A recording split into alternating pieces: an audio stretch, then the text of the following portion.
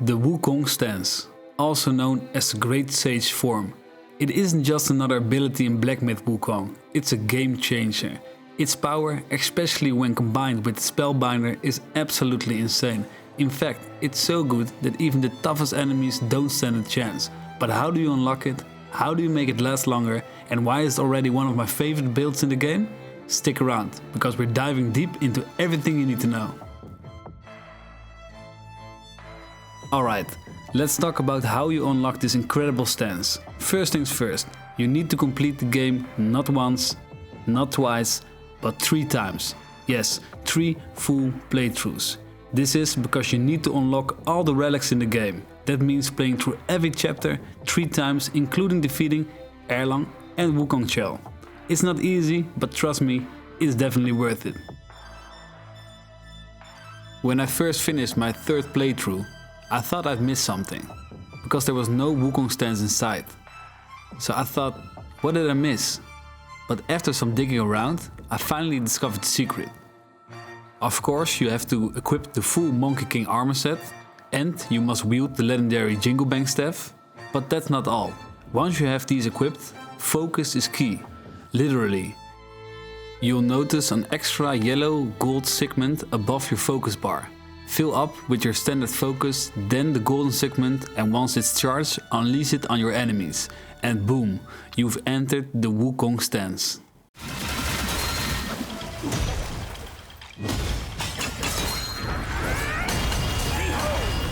What the Great Sage can do!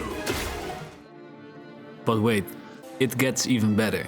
If you completed the Monkey Mind Challenge, you have received a special curio called the Fragment of the Ocean Settling Pillar. This little gem massively extends the duration of the Great Saga form and boosts your attack power while you're in it. So this is a perfect curio to use in our build. And let me tell you, this build is actually so powerful that sometimes I don't even get to the Wukong stance, because my enemies are already defeated. Don't believe me? Check out the next clip.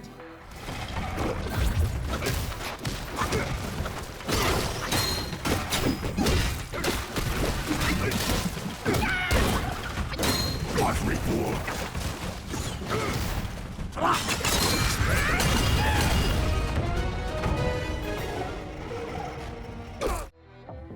Okay, that final blow when entering the Wukong stance did a lot of damage, but still, this build without the Wukong stance already deals a lot of damage, especially the critical damage.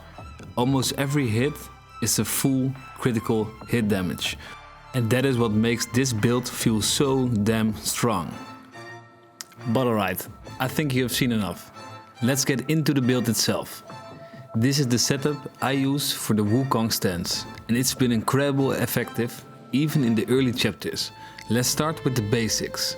As mentioned earlier, you'll need the Monkey King armor set and the Jingubang staff.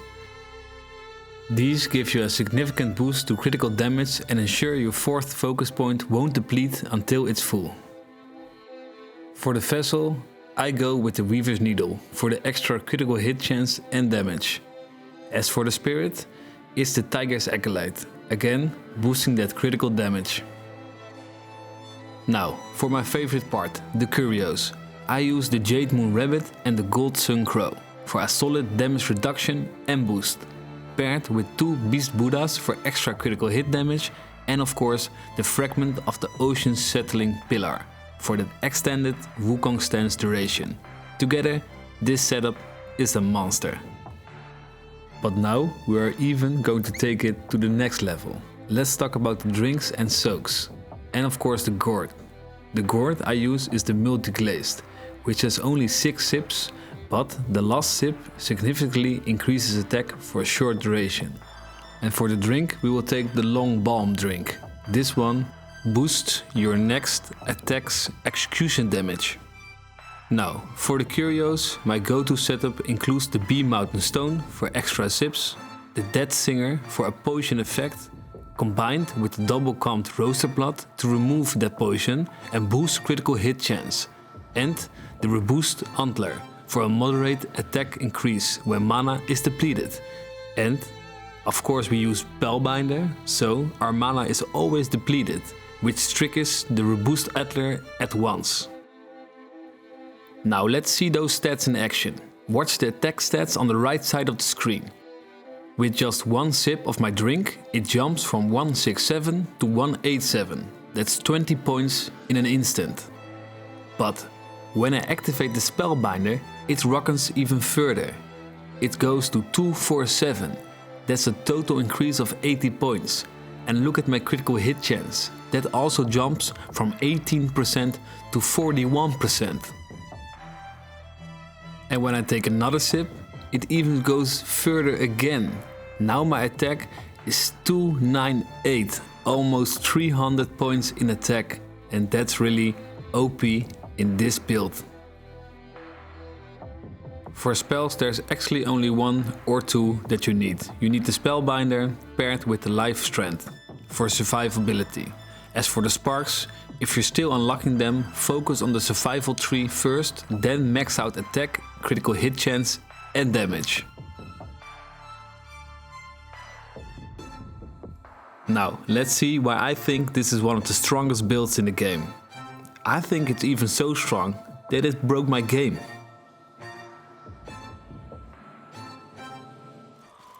Skinny wretch like you has come far enough!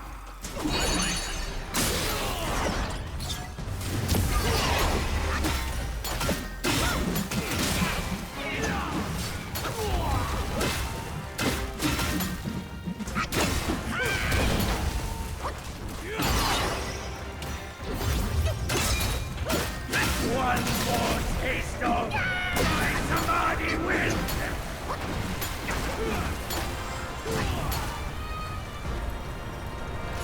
Let the dust soar!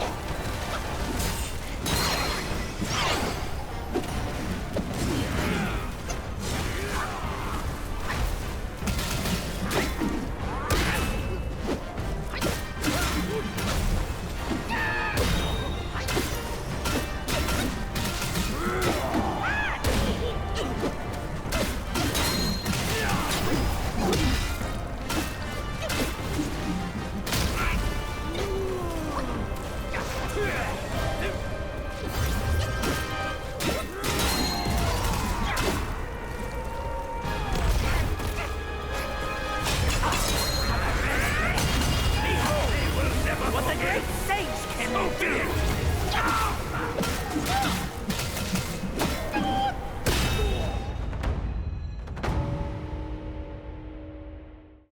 As you could see, I didn't even dodge perfect at every moment, but it hits so hard with those critical hit chances and its critical hit damage.